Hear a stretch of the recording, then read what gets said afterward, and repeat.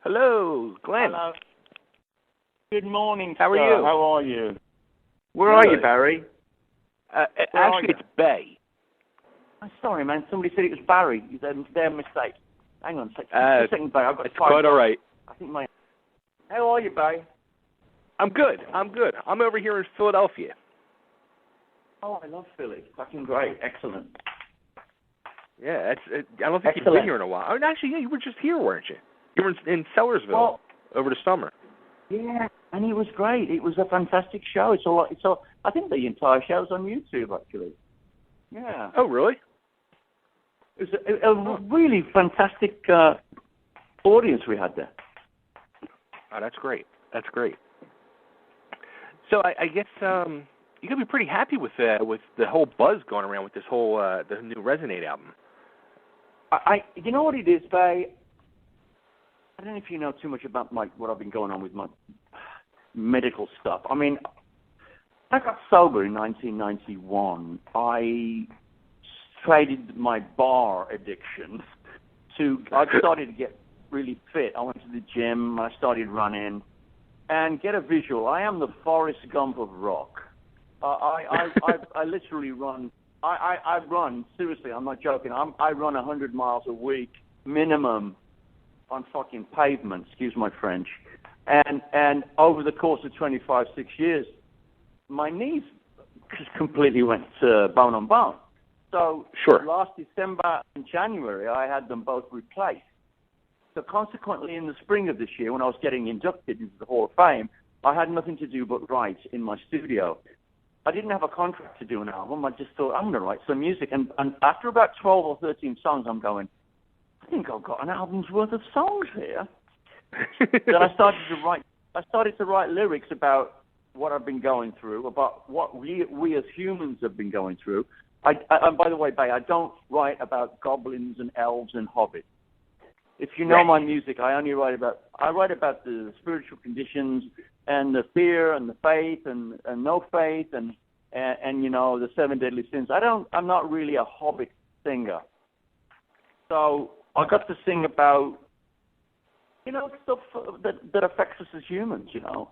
Hence the title Resonate. You know, and please don't ask me why did you call the album Resonate? Well, why not? So you know, that was one of the things I was wondering too. Going through like the health conditions you've gone through recently with the knees, and didn't you have some heart trouble too a few years back? I had. Check this out. This is not funny, but it will be funny to you. 3.5 years ago, on my birthday, August 21st, 13, I had open heart surgery. I had my aorta had got huge.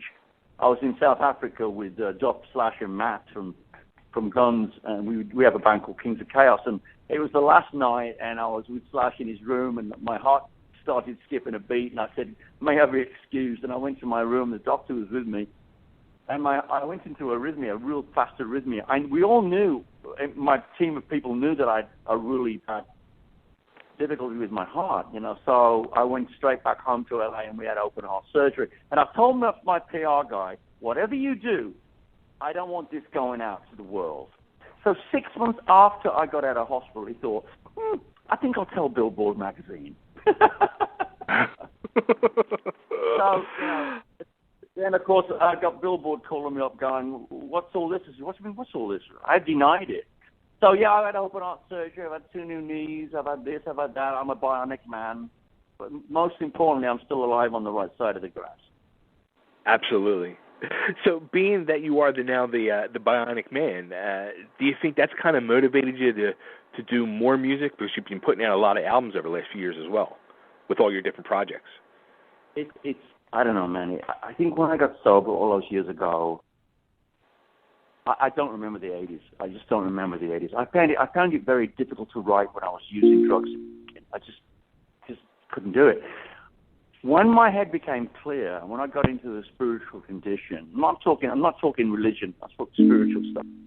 I started to write, you know, like poems and, you know, lyrics and stuff. And ever since I've been sober, I've been I've got a studio, and I go in there and I shut the door and I write all these songs, and you know, and it's like I've just, manipulated and excavated all these songs, manufactured all this material so I can write. And writing for me is, I don't do it for monetary reasons. I do it because it really helps me. When I see words on paper that I've written, or I also love reading other people's work, or other poets, or other spiritual guide work. So I love it. That's awesome. That's true love of the art. Mhm. Yeah, it really is. I'm very blessed to. Go ahead. No, I was just going to say, it kind of seems like too, as of late over the last few years as well, like when you do release an album, it's like you've gained a lot more respect throughout the musical world and between the fans and the critics and just everybody involved. It just seems like you really have gained so much respect lately. I don't know if you know that much about me, babe, but I am from the 60s. I'm born in the UK, and I grew up listening to, obviously, the Beatles, you know, and then all of a sudden in 66, I heard Stevie Wonder, little Stevie Wonder, and Marvin Gaye, and Otis Redding. And as Robert Plant was listening to, you know, while Willie Dixon and stuff like that, I was listening to the soulful stuff, and it's like, I'm very much a Detroit, although I was born in the UK, my soul was born in Detroit, so I'm very much influenced by American music, and I've got this ability to switch gears, you know. Right. I'm not a one-dimensional rock performer. As Bowie lived at my house for 6 months in the mid-'70s while he was making an album, and he taught me so much about always reinventing yourself and always changing. Right. So that's what I've done. I've never really, if you know anything about my music, I've never rewrote. Like I won't name names, but you'll hear a band and you'll hear a song they've done, and you'll think, well, that kind of sounded like that last one. You know? Right. I know right. it's a style. I know it's like a style they have, but I've never rewrote Burn. I've never rewrote Soul Mover, and I've never rewrote Black Country. It's like I've just never rewrote those songs, you know. I push myself to take, you know, I like to take a bit of a risk, you know. Sure. Does it get harder and harder for you to write music, being that you're always trying to reinvent? No, man. It really, I mean, people that come over, and people that work for me, and people that, like, ask me the same question. It's like, I can't do anything really well. I mean, I'd like to tell you a fib, but I can't do much of anything but write and sing. You know, that's what I do. It's you know, I'm a fan of athletes. I'm really good friends with people that are like, you know, really, you know, famous athletes, and I'm amazed at what they can do with their bodies, you know. And it's like second nature, you know. Whether you like me or you don't like my music, it's like I have been given a gift to write very freely. It's a freedom, you know. It's a real free choice, and it's something that I've been extremely grateful for. Now, with the new album Resonate, you've said that this is the complete Glenn album. Yeah, well, probably what I should have said. You know, bro, when we were doing the album in Copenhagen, my guitar player Soren, we're in his studio in Copenhagen, and I didn't want nobody to know I was there. I didn't want, so some metal magazine found out I was in the studio, and they were hounding me for an interview, and I said, oh, fuck. All right, you can come down. And we're cutting the track, and the guy's doing an interview, and I can't hear it. And of course, that interview went global, and I might have said, well, this is the first kind of complete Glenn album. And of course, when you said that the first time, it just goes like wildfire. What I probably should have said was, this is the first album that I've completely written everything on and produced it, hence it being a Glenn album. Yeah, as you know, I write most of the songs for Black Country Communion, but it's not a Glenn album. So gotcha. This being, because my name's on the front, although I do feature my band very heavily, Chad's on there, Smith, and I feature my keyboard player really a lot on this album. You know, I wanted to be a certain element. I felt it's taken me 65 years to go, I know who's going to actually produce my next album now. That would be me, you stupid swine.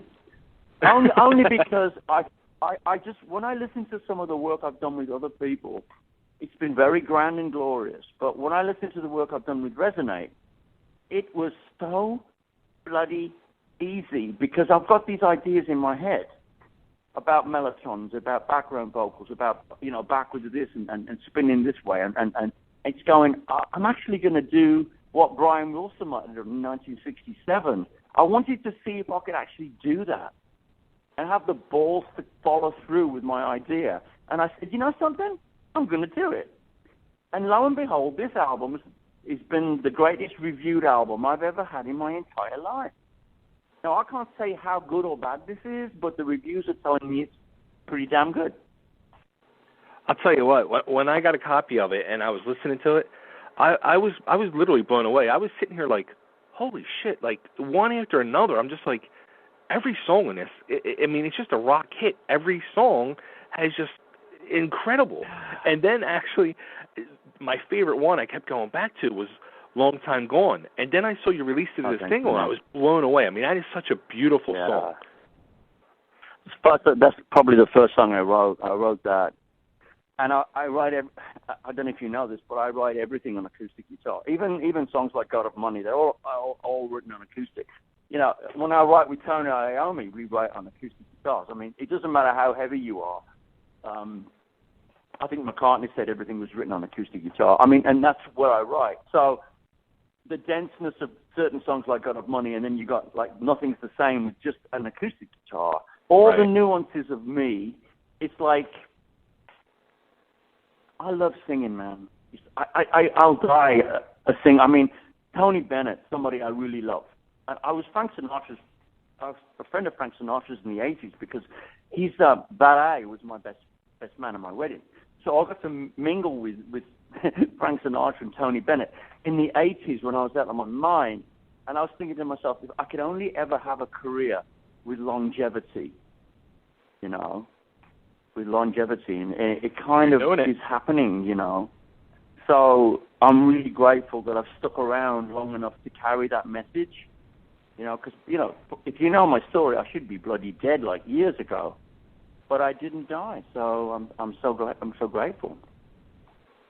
You didn't die, and you're like putting out better music each time. Like you keep getting better and better. So it's a beautiful thing. You know what it is, bro? I don't know what it is. I know what it is. It's really difficult to say. It's that when I write. I mean, Joe was here last week, Bonamassa, and we come down to write.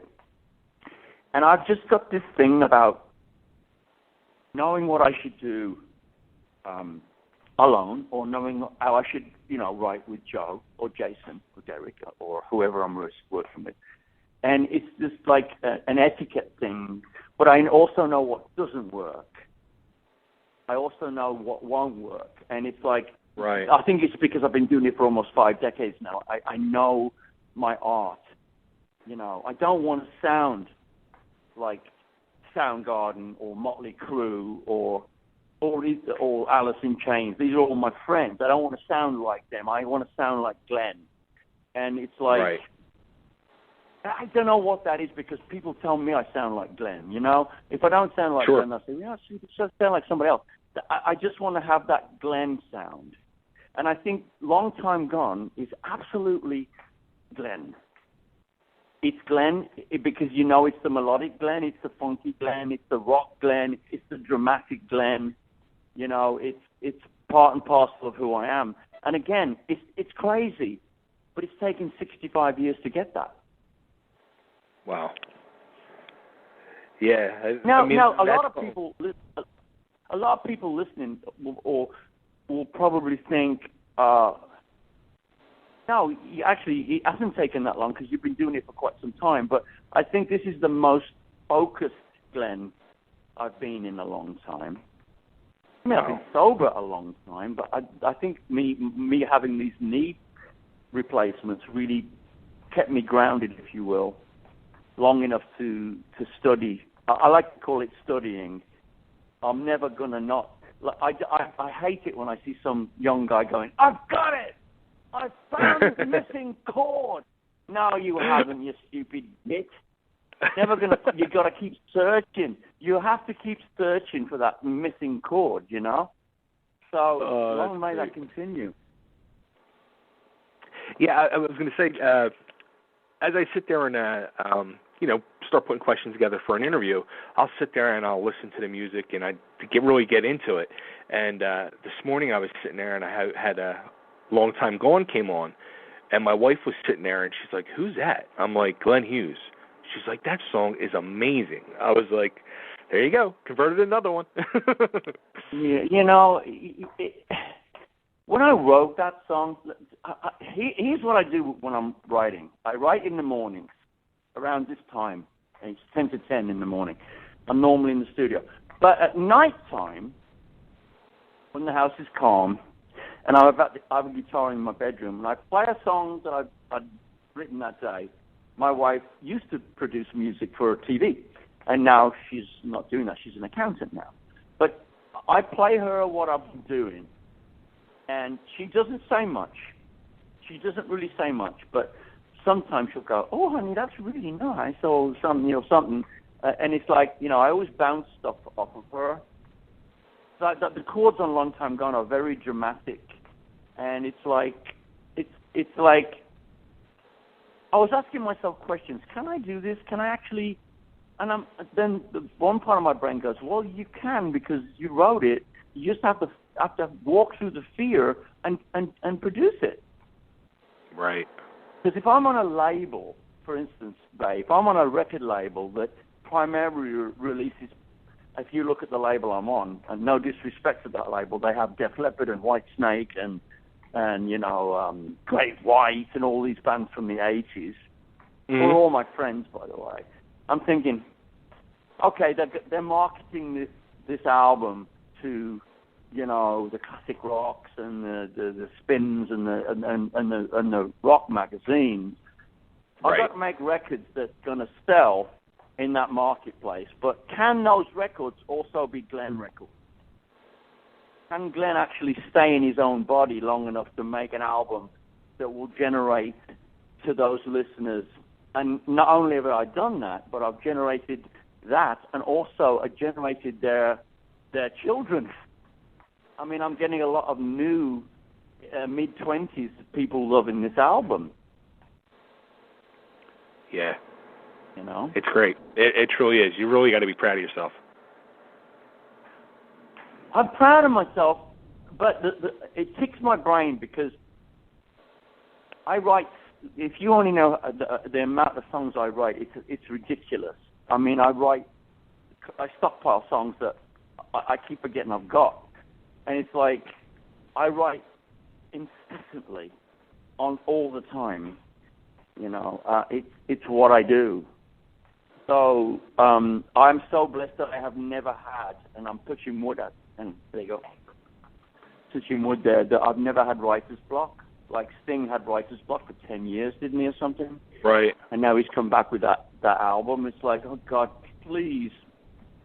I've just been very fortunate. When I sing about I never bow down to the God of money, I'm letting you know that anything that comes before my art can never get in the way of who I am. I've gone without because I believed in a piece of music or a piece of work so strongly that I could not do something else to make a quick buck. Right.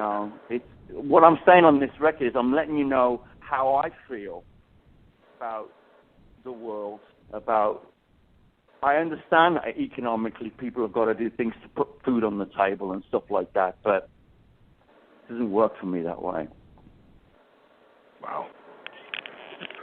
So you actually got a little bit of, like, you had a tour booked, and now it got canceled, or a whole big mix-up going on? God, can you believe that? Let's talk about that. So I won't name the other band. I was partnering, called co-headlining. I've never co-headlined a tour in my entire life. Let's just say this: the other band were on the schedule with me since last April. That's like 7 months ago. 3 weeks. Wow. Ago, okay. 3 weeks ago, only 3 weeks ago, they pulled off the tour. They didn't tell me. They went on Twitter and announced it. So consequently, my team tried to remain on tour because I think, no disrespect to the band, I think more people were coming to see me. But because it was a contract, the promoter in Europe had to pull the tour. Just so happens the day the tour started was the day my album came out. And rather than freak out, my team rescheduled the dates. We're announcing the dates next week. It's pretty much the same kind of tour without the other band playing with me. Okay. But that was a real hindrance to me, babe, because I've never known anybody who'd be so dumb to have their fans buy tickets to see them and they just pull out. I've never broke a contract in my entire life. Now, as we know, today's a different day. People are breaking contracts everywhere you go. But right. If somebody's bought a ticket and it says that Glenn Hughes on it, I'm gonna fucking show up. So no disrespect to the other band that didn't show up, but they know what I think about them. Yeah, when I was reading that, I was like blown away. I couldn't believe that happened. I mean, it was just wow. It was beyond. I never get angry. As you can see, I'm stuttering right now. I was overcome with how dumb, how stupid. And apparently, this other band have done this twice in Europe in the last year.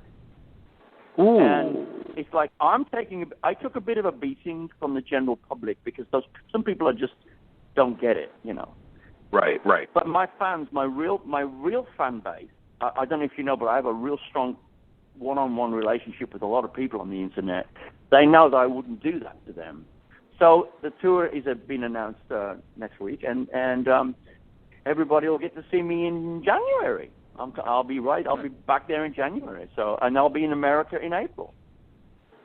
Oh, cool. Very cool.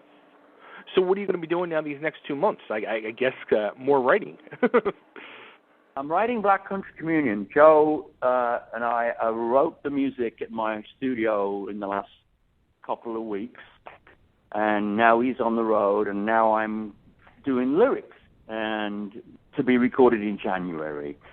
The album comes out in May, and Black Country Communion 4 will be the next one, and I think it's going to be a grand and glorious album.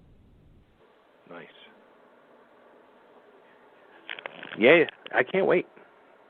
Now, will you guys be doing a tour as well, or? Oh God, you know what I can't do, Bay. I can't say to you, because I've said this before, because I'm the only one that does press for Black Country. In 5 years, I'm the only one that talks to the press. I get myself in hot water because if I say something like, "Oh, we'll see you in Philly like in June," and we don't show up, I don't want to get shot in the ass. So what I'll say to you, let's get in the studio in January, and let's see how it goes. But Joe and I decided last week that we think that the album is that good. While striking it, there shall be some shows. Now I say some shows. I don't know when or where, but for God's sake, I hope it's in America. So I don't know when. I don't know if you know so much about Joe, but he tours constantly, and Resonate is going to be toured around the world from January the 20th. So hopefully there'll be a window of shows that we can do that. Yeah, that would be awesome. A lot of good things happening. A lot of good things. I'm excited, Glenn. A lot of good things. I'm very healthy. Can't complain, man. I'm on the right path. I shake my head sometimes because I've lost 11 friends this year, people that we've all lost. I knew Sure. 9 out of the famous 11 that had died. Bowie, of course, being my roommate in the mid-70s. Right. It was a difficult time for all of us. We lost icons, and some of these were my friends, you know. So, and you know my story, man. I should have died 27 years ago. I had a heart attack, and I turned it all around, you know. I was with Lemmy 4 days before he died. He died with his boots on, for God's sake. You know. Wow. Yeah, it has been a sad year. It's been a like mind-blowing, numbing year of death. It's just a shame. And it ain't. And trust me, and I'm being respectful. It ain't over yet, pal. You know, it's just look. About 5 years ago, I said something. You know, because I'm looking at Mick Jagger and Townsend and Jimmy Page, my friends, and I'm going, you know, in the next 10 years, the landscape is going to change. Yeah. You know? You look at Keith and you go, man, how the fuck is he still alive? You know? Right. You know, it's like, Mooney. He was obviously, Keith was sick as shit when he died. But it's like you scratch your head, don't you? It's like you just never know. I'm just one of the lucky warriors.